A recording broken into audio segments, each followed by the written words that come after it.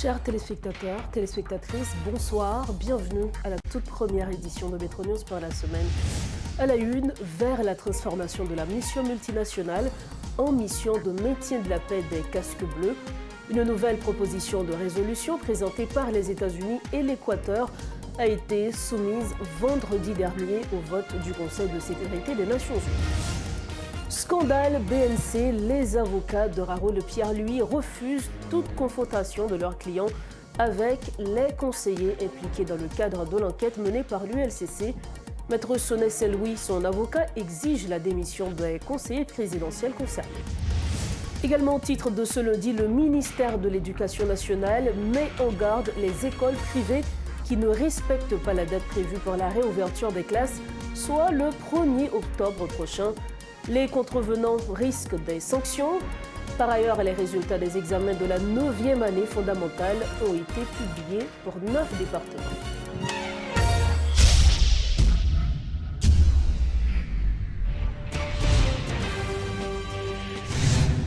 Dossier mission multinationale vers une transformation en mission de maintien de la paix sous l'égide de l'ONU. Lors de la visite en Haïti du secrétaire d'État américain Anthony Blinken jeudi dernier, le président du Conseil de transition Edgar Leblanc-Fils a indiqué que des démarches étaient en cours pour convertir la mission multinationale dirigée par le Kenya en une opération de maintien de la paix des Nations Unies.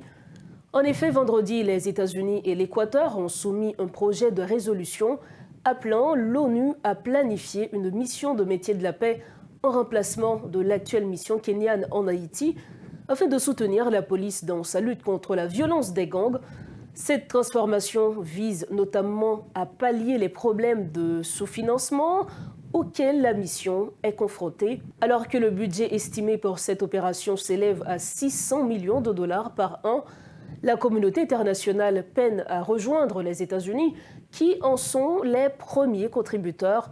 Par ailleurs, le Conseil de sécurité de l'ONU doit examiner un projet de résolution pour prolonger d'1 an le mandat de la mission de soutien à la sécurité en Haïti, dédiée à la lutte contre les gangs armés.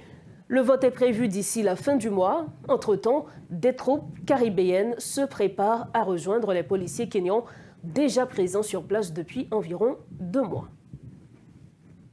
La transformation de la mission multinationale en force onusienne s'impose, selon le politologue Joseph Harold-Pierre, soulignant le problème d'effectifs et de financement rencontré jusqu'ici. Toutefois, il dit espérer que la mission onusienne sera bien pensée et disposera d'une mission. Écoutons l'analyse de Joseph Harold-Pierre. Jean mission ça a été venu am déroule pas de cabaret résultat. Sauter pour un ministère pas résoudre problème non, même toujours dit il a un rôle dissuasif par rapport à l'insécurité parce que c'est comme si les au paraît, ils ont imposé au 12 000 donc qui fait que bon insécurité à un niveau ça a tout qui fait que présence qui a fait peur. C'est ça me passé. Mais maintenant transformer la mission onusienne moi le positif pour qui ça t'a veut dire que a bien plus monde et a bien plus l'argent. Et qu'on y est là 400 monde pas veut dire rien pour ça qui a passé là. Et je crois que je ne crois pas que M. Kenya est motivé pour résoudre le problème. Pour toute explication, je connais c'est une question économique. Parce que M. Sao, même si je me 2500 au total, il est supposé recevoir, il va recevoir tout. Mais sans nul doute, c'est plus que ça va recevoir la caillou. Et puis ensuite, le président Ruto, ça balle plus visibilité. Ça permet au pays-là de développer un certain leadership. Et c'est le premier allié États-Unis en Afrique. Donc, pour toute raison, ça, il y a une mission arrêtée plus. Donc, je ne sais pas quoi. États-Unis, bien sûr, si c'est lui qui a orienté la mission, ça va le résultat. Mais pour qu'on y est là, et pas que je ne pas senti non, le pas le résultat. Donc, si il y a une mission onusienne, je pense qu'il y a bien plus de monde et puis tout le cas bien plus de scope. Est-ce que le projecteur a tout sorti, tout sur Kenya? Bien évidemment, mais attention, Kenya, comme c'est lui qui a commencé, il a toujours joué un rôle important, même pas quoi, l'a gagné et prépondérance ça a lié Kounia là dans quatre missions pas quoi l'a gagné encore mais au même cap suivre est-ce que ouais que c'est un beau calcul la présence des Kenyans comme leader force ça bon en fait on dit non on dit pas de problème que c'est Kenya ou bien l'autre pays à une seule condition même les États-Unis étaient passés pas CARICOM pour résoudre la crise politique là, États-Unis qui passé par Kenya pour résoudre la crise sécuritaire là. Si c'est même démarche ça avec Kenya pour résoudre la crise de sécurité, parfait. Mais si c'est Kenya qui offre tête pour résoudre, Kenya pas gagné capacité technique pour ça. Kenya pas gagné intérêt pour le faire ça parce que tant qu'il fait plus de temps, l'a gagné plus visibilité, importance, leadership géopolitique, l'a fait plus scope et auto plus important. Donc cela veut dire qu'il n'y a pas intérêt pour résoudre lui-même. Et ce n'est pas cynique du tout, c'est comme ça jeu politique là. Mais maintenant, si son mission onusienne, mais attention, même si la mission Kenya a des mal pensé, il faut que la mission onusienne bien pensée. Et d'ailleurs, il n'y a pas qu'à comme ministre. Et là, je dis ministre, je ne pas entrer dans, c'est pas pour dire que je dans la question, ça ministre a fait. Donc, le ministre a gagné tout un lourd passé qui a pour avec droits humains, etc. Et l'autre problème, je ne vais pas même entrer dans ça. Je vais entrer dans la question purement technique. Ministre qui est là, Jean le Tapage, il n'a pas résoudre la crise. Et le rôle dissuasif ministre a joué 2004-2017 là, il ne peut pas jouer le Kounia là. Il ne peut pas jouer. Si c'est même Jean, il ne peut pas jouer. Et il faudrait repenser un petit peu le budget. Parce que je me demandé si allocation budgétaire avec le ministère était efficiente. Donc ça me passe son bagage. Autre dossier, alors que le Premier ministre et ministre de l'Intérieur Gary Conille s'est rendu à son bureau au quartier général des Forces armées d'Haïti ce lundi au Champ de Mars. La situation sécuritaire reste tendue au centre-ville de Port-au-Prince. Les rues du Champ de Mars sont presque complètement désertées et les riverains continuent d'exiger des mesures efficaces pour contrer la violence des gangs. Il est à noter que les forces de l'ordre s'efforcent de reprendre le contrôle de certains quartiers accaparés par les gangs. Reportage Réti Fortuné. Une ambiance oppressante règne au centre-ville, où les trottoirs d'habitude bondés de passants et de visiteurs sont presque vides. Ce contraste frappant accentue le silence pesant qui s'est installé. Un calme seulement interrompu par le passage de temps à autre de véhicules privés ou de blindés de la PNH.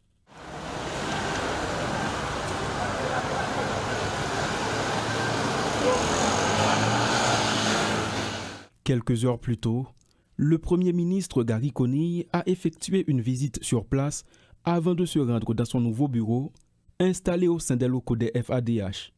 Bien qu'il ait souligné une reprise timide des activités dans cette zone, le constat des riverains rencontrés sur place est bien différent. Dans ce climat d'incertitude, ils expriment leur frustration. Les par exemple, je m'oblige, malgré pas vendre, malgré aller comme ça, m'oblige mettre dans un sac, Mario mettre en côté, puis Bolaria, les tirer à 6 pannes, m'oblige courir retourner, je viens prendre yo. Mais de toute façon, m'oblige parce que la situation n'est pas bon pour moi. Cela veut dire que les gars vivent à la belle étoile. Moi-même, c'est dans la rue, moi. Ça veut dire que je mettre ça dans le dépôt, moi-même, mal son côté, m'a chercher pour moi loger, moi, malgré. Bah, yo pas en forme, est-ce que vous comprenez? Si mon yo même, chaque côté, soit qu'il y a un ami, ou bien soit qu'il y a ma tante, c'est pas bien ou bien, mais comme situation, c'est comme ça le vient pour moi, moi prendre comme ça. La plupart des riverains interrogés sont des déplacés, forcés d'abandonner leur quartier à cause de la violence des gangs.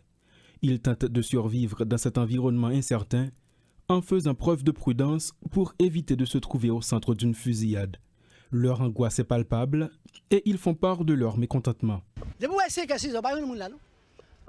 si on va on va camper côté. Ça veut dire là, j'en vais grave. Nous pas connaître la sortie dans cette nuit. C'est le bon Dieu qui a dit on va. Bon on travaille là moi-même depuis tout événement qu'on est passé yo. Pas que jour m'baille belle, pas que jour m'passer belle. Qu'on l'aime pas aller. Parce que belle vient grave. J'en ai go camper là. Laisse aller. M'pa aller. La police il pas bien pas douce ça capteur. Il pas de noir, il pas de sécurité. C'est ma glomboise dans moi était m'arrêter. Ma glomboise. Mais bon côté pam nan. Ba yo dégénéré net. Nous pas ka dormir, vi retourner coup de balle, l'a tandi. Bon Dieu qui impose nous vivre la sainte journée à souhait balle nous pas ka dormir. Entre les patrouilles de blindés de la PNH, les détonations répétées et les amas de débris qui jonchent les rues, le centre-ville projette une image désolante. Devant ce chaos, certains habitants se tournent vers les autorités pour demander des mesures urgentes et efficaces. Nous sommes en plein cœur du centre-ville. Comme vous pouvez le constater, les activités sont encore au point mort. Des tirs sporadiques sont entendus, et ce, en dépit de la visite ce matin du Premier ministre Gary Conille. Les rues sont peu animées avec très peu de voitures, très peu de passants et de commerces ouverts.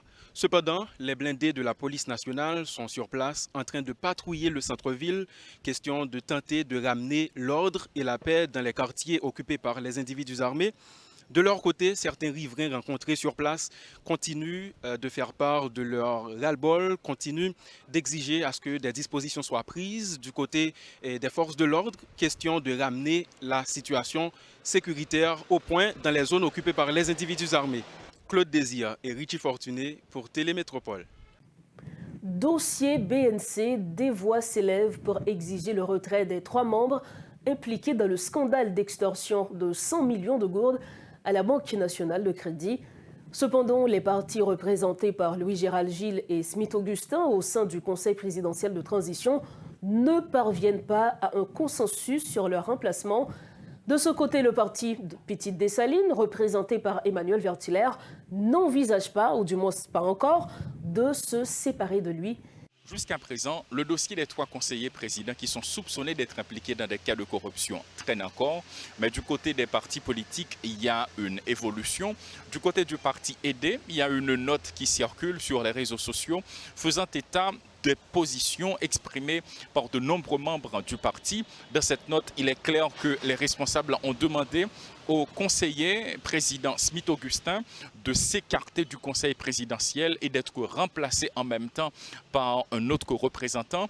Du côté de l'accord du 21 décembre, il y a également une évolution. Maître André Michel a fait savoir qu'il est important à ce que le conseiller président Louis-Gérald Gilles soit écarté provisoirement du conseil présidentiel en attendant que lumière soit faite sur ce dossier. Mais du côté de l'autre conseiller président Emmanuel Vertiller, c'est là que maintenant on retrouve le parti politique Petite Dessalines et selon son représentant, son coordonnateur général Moïse Jean-Charles, il est clair, il est évident que Moïse n'a pas caché sa position. Il souligne que son conseiller ne bougera pas du conseil présidentiel, pas question de s'écarter, pas question de soumettre sa démission. Donc pour les 3 conseillers présidents qui sont concernés par ce dossier, eh bien, il y a évolution. Tout simplement, on peut souligner de notre côté que jusqu'à présent, l'ULCC qui mène l'enquête, l'unité de lutte contre la corruption, ne s'est pas encore prononcée. Il y en a certains qui ont élevé leur voix pour dénoncer la lenteur observée dans le cadre de ce dossier, le laxisme. D'autres vont plus loin dans leur réflexion en affirmant qu'il y a un laxisme observé du côté de l'unité de lutte contre la corruption. Mais jusqu'ici, il faut attendre pour savoir qu'est-ce qui sera dit, qu'est-ce qui sera fait. Est-ce que réellement les conseillers sont impliqués? Est-ce que ce sont des soupçons de corruption? Seul l'ULCC peut répondre à cette question. Une visite de métropole ce lundi dans le local de l'ULCC pour voir quel est l'état d'avancement de l'enquête. Eh bien, il faut dire qu'à notre arrivée, on a été bien reçus par les agents qui sont sur place. Tout simplement, le directeur général de l'institution, Hans-Jacques Ludwig Joseph, n'est pas disponible afin de répondre aux questions et aucun responsable n'est en mesure de leur côté de fournir des explications. Pour l'instant, il faut attendre. On n'est pas dans le secret des dieux, donc seul le directeur est en mesure d'affirmer quand ce rapport sur les 3 conseillers présidents soupçonnés d'être impliqués dans le cas de corruption sera publié. Par ailleurs, concernant l'enquête menée par l'ULCC, les avocats de Raoul Pierre-Louis, dont Maître Sonnet Saint-Louis, s'opposent à toute confrontation de leurs clients avec les membres du Conseil présidentiel de transition impliqués tant qu'ils conservent leur statut de conseiller président. Les propos de Maître Sonnet Saint-Louis. Les conseillers du Conseil présidentiel des transitions sont encore investis de leur autorité. Et c'est raison ça, dans le cadre du procès pénal moderne, le principe de l'égalité des armes, qui est un principe du procès équitable, mais qui est un principe tout de l'état de droit. Il dit que les parties, bien que véritablement Raoul Pierre-Louis n'est pas une partie au procès, donc il faut établir rapidement cette vérité. parce qu'il y a un statut de dénonciateur, c'est-à-dire il était fait en alerte sur des faits de corruption. Mais le fait que l'État pas prend responsabilité, donc il vient trouver Raoul dans une situation inconfortable par rapport aux 3 conseillers, parce que ce n'est pas une affaire personnelle de Raoul Pierre-Louis, c'est une affaire qui concerne d'abord l'État et de son administration. Donc ça veut dire que dans un procès pénal, donc surtout moderne aujourd'hui, donc les parties qui sont engagées et dans le procès doivent se trouver sur un même pied d'égalité. Donc aucune partie n'a qu'à trouver une situation avantageuse par rapport à l'autre, donc ça va biaiser la procédure. Et c'est la raison pour laquelle, dans la lettre que j'avais adressée antérieurement au directeur de l'ULCC, de dire faites attention. D'abord, nous voulons une confrontation avec les 3 conseillers. C'est nous qui avons sollicité cette confrontation de manière à faire émerger la vérité autour de cette affaire. Mais il faut que les règles de procédure soient respectées parce que notre justice, c'est d'abord une justice de procédure.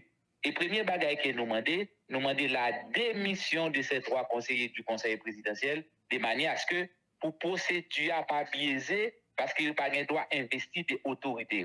C'est la raison pour laquelle dans la Constitution de 1987, on avait prévu la procédure de destitution pour les hauts responsables de l'État de manière à ce que les comparaître devant le tribunal des droits communs ne puissent paraître tout nus, c'est-à-dire nus comme un verre.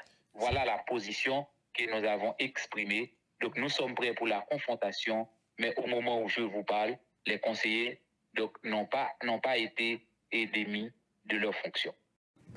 Toujours concernant ce dossier, le politologue José Farol-Pierre recommande que les conseillers accusés de corruption se retirent de leurs fonctions jusqu'à la conclusion de l'enquête menée par l'ULCC. Selon lui, cela représenterait un geste positif qui contribuerait à améliorer la perception du public sur la politique en Haïti. Ça que tu as supposé fait fondamentalement, est-ce que vous êtes coupable ou pas coupable, ça ne pas connaître. Et ça qui est difficile là, par le fait que la justice n'a pas fonctionné en Haïti, ou bien pas jamais connaître ça qui est passé. C'est ça le problème. Non? Mais maintenant, est-ce que pas gagner possibilité pour la bénéficier tout de présomption d'innocence si la justice pas prononcée sous caillou? Bien évidemment, non. Gon nuance là. En question légale ou question de justice là, c'est un bagaille.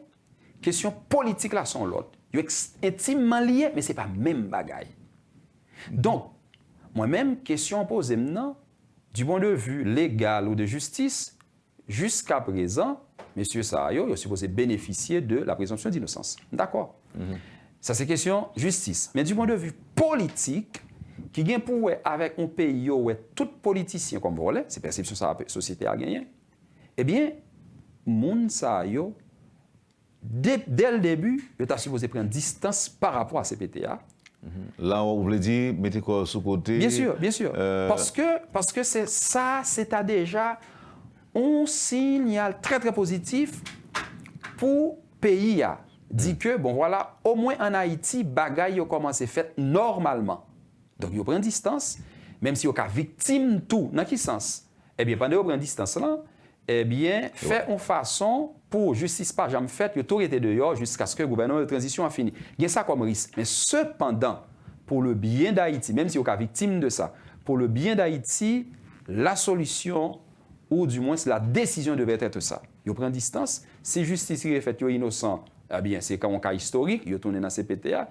Si comment? Quelle va être la démarche? Est-ce que c'est remplacé tout de suite? Est-ce que c'est écarté pendant un certain temps pour justice faite? Quelle que soit la solution, il y a un bagage qui est fondamental, je suis capable de dire, un élément indépendant de quel que soit le processus là, l'État supposé, il prend distance par rapport à CPTA. Pour qui ça? Ça va corriger, Tikras, perception que tout acteur politique en Haïti s'est corrompu. Ça va corriger que en Haïti, politique là, l'Ichita sous corruption seulement. Et je pense que ça est plus important pour le processus de transition démocratique pays d'Haïti que toute l'autre bagaille qui était passé à CPTA ou bien 3 membres. Parlons présent éducation à Metro News. Dans une note officielle, le ministère de l'Éducation nationale a annoncé qu'il prendra des sanctions strictes à l'encontre des responsables d'établissements scolaires qui ne respecteront pas la date du 1er octobre fixée pour la rentrée des classes à l'échelle nationale. Étienne Louis-Seul France, directeur départemental de l'éducation pour l'OS, s'est exprimé à ce sujet lors d'une interview avec Rodolphe Firluy, détaillant les mesures prévues par le ministère pour assurer le respect de cette échéance. Alors, merci Monsieur Étienne Louis-Seul France, ou c'est directeur départemental de l'éducation de l'Ouest.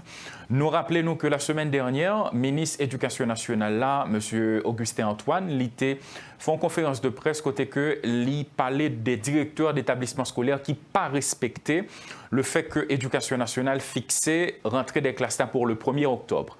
Et il t'a annoncé tout qu'il a passé de la parole aux actes immédiatement que gagnait des directeurs vraiment qui a tenté passer outre. Et je dis en la note qui rend public par rapport à directeur de l'école.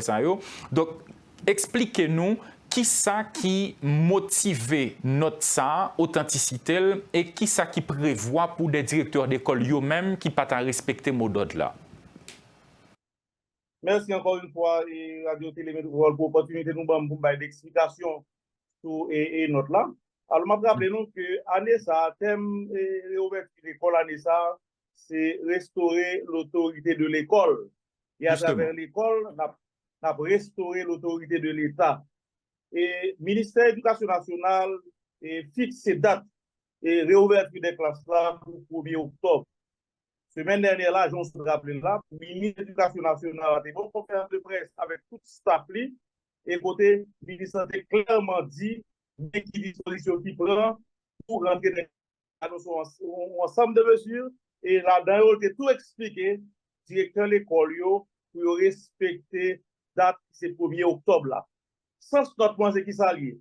Moi-même, moi là, en tant que directeur départemental, pour une décision ministère. Dans ce sens-là, je sortis une note pour passer instruction formelle à tout inspecteur de district. Je vais parler de coordonnateur, inspecteur principal, inspecteur de zone, pour veiller à ce que la décision ministère prend pour respecter. Ça veut dire qui ça? L'école, la pour le 1er octobre, et nous entendons à ce que toute l'école dans le pays, pour ces dates, ça, pour respecter, pour réouverture l'école. C'est vrai que nous fixons reprise administrative là, pour 16 septembre. Pour les directeurs de l'école, il y a une opportunité pour recevoir parents, pour recevoir élèves, qui viennent pour passer dans l'économie pour régulariser quelques bagages. Mais tout, ce n'est pas l'école qui a prendre. Ce n'est pas l'école qui a prendre. Donc, nous tiens à ce que date 1er octobre la respecter et est-ce que formel passer à toute chaîne administrative qui a installé un inspectorat pour eux. Al fournir dans une zone d'inspection, est-ce que y a l'école qui pas respecter date ça?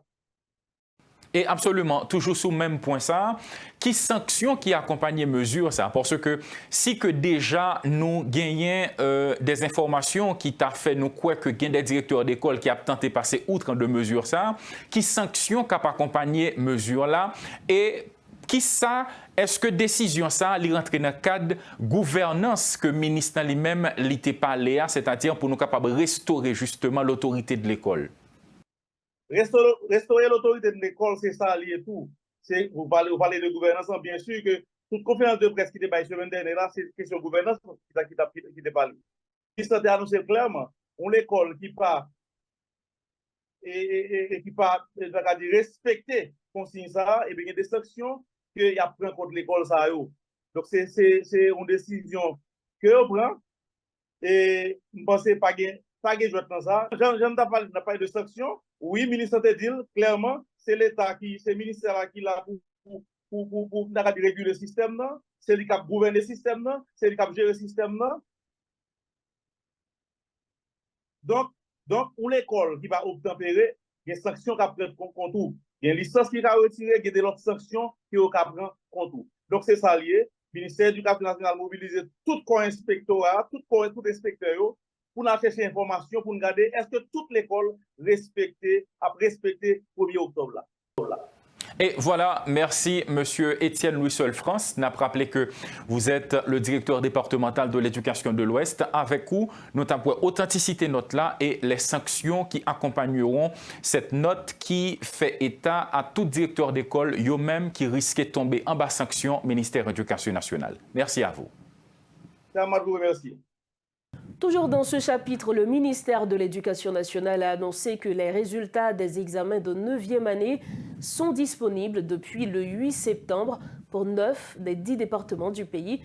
Les taux de réussite sont les suivants: Nord 90%, Nord-Est 84%, Nord-Ouest 81%, NIP 75%, Grande-Anse 73%, Artibonite 83%, Sud 75%, Centre 78% et Ouest 89%. Les directeurs peuvent récupérer les résultats dans leur direction départementale.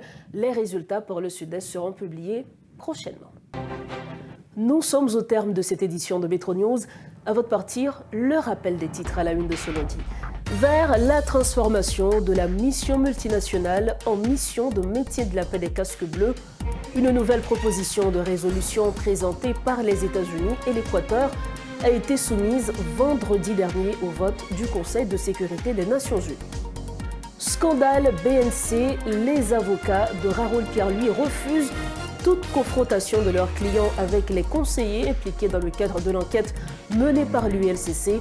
Maître Sonet-Louis, son avocat, exige la démission des conseillers présidentiels concernés.